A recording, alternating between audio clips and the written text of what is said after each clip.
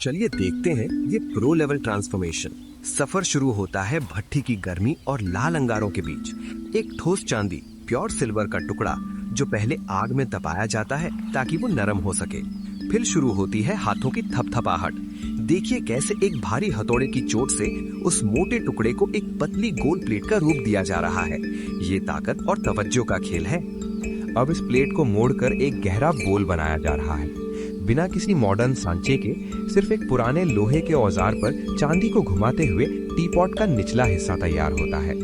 हर मोड़ पर चांदी को फिर से गर्म किया जाता है ताकि वो टूटे नहीं। साथ ही इसका नोजल यानी नली को भी पीट पीट कर शरीर से ही बाहर निकाला जाता है। ये एक असली आर्टिस्ट की पहचान है।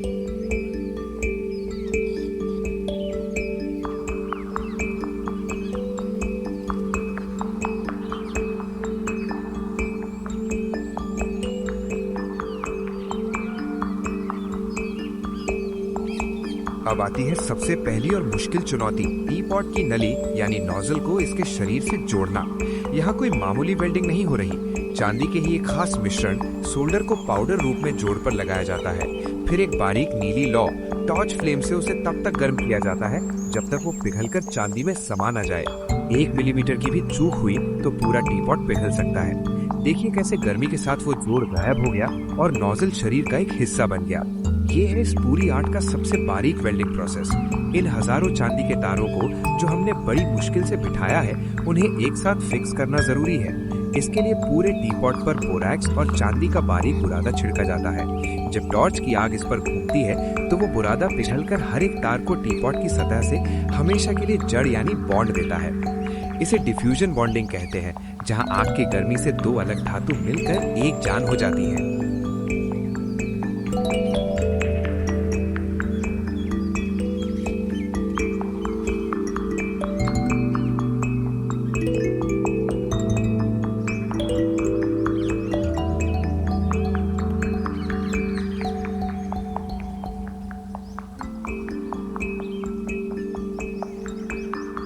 बेजान और काली सतह को चमकाने के लिए इसे उबलते हुए पानी में डाला जाता है। लेकिन ये सिर्फ पानी नहीं है, इसमें मिलाया जाता है एक खास सफेद लिक्विड और पाउडर। देखिए कैसे उबलते हुए लिक्विड में रहने के बाद ये टीपॉट बिल्कुल दूध की तरह सफेद और शुद्ध हो गया है। ये एक नई शुरुआत है। अब बारी है इस खाली कैनवस पर जान फूंकने की। आर्टिस्ट एक बारीक कागज पेपर लेता है और उस पर हाथों से फूल पत्तियों का एक जटिल नक्शा तैयार करता है। एक बारीक छेद वाले लोहे की पट्टी से खींचा जा रहा है। इससे निकलते हैं बाल से भी पतले चांदी के तार। इन्हीं तारों को ट्विस्ट करके एक खास टेक्सचर दिया जाता है।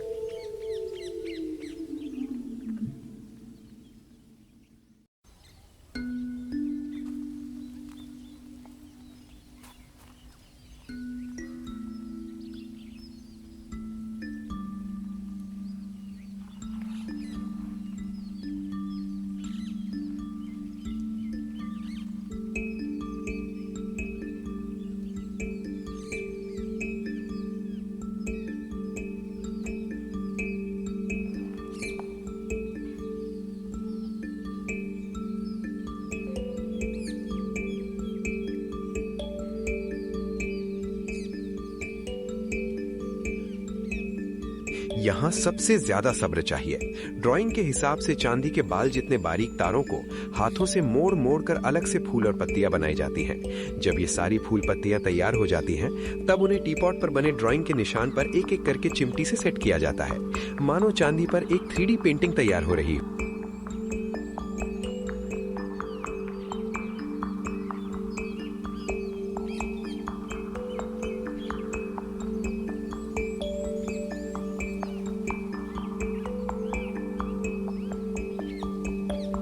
पत्तियों को हमेशा के लिए जोड़ने की बारी है।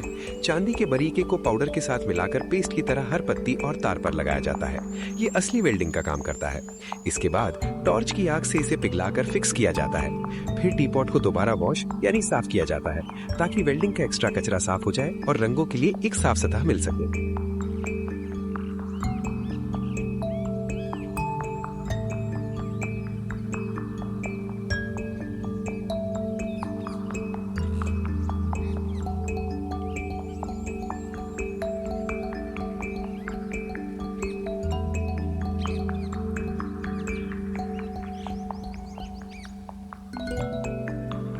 अब शुरू होता है वो काम जो इस टी पॉट में रूह फूंक देगा, रंग भराई। इन बारीक चांदी के तारों के बीच जो महीन जगह है, उसमें कुदरती पत्थरों से बने इनेमल रंगों को भरा जाता है।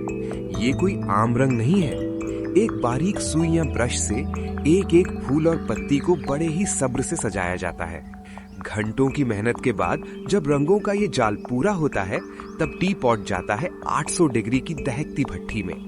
इस आग में रंग पिघलकर कांच यानी ग्लास की तरह चांदी में समा जाते हैं। अंत में बारीक घिसाई और पॉलिश के बाद निकलता है ये एक अनमोल हीरा। दोस्तों, हाथों का ये हुनर और सदियों पुरानी ये कला आपको कैसी लगी? अगर ये मेहनत प्रो लेवल लगी हो तो वीडियो को लाइक करें, दोस्तों के साथ शेयर करें और ऐसे ही अमेजिंग कंटेंट के लिए चैनल को सब्सक्राइब जरूर करें। आपकी इस आर्ट के बारे में क्या राय है? कमेंट में अपनी कीमती राय जरूर दें।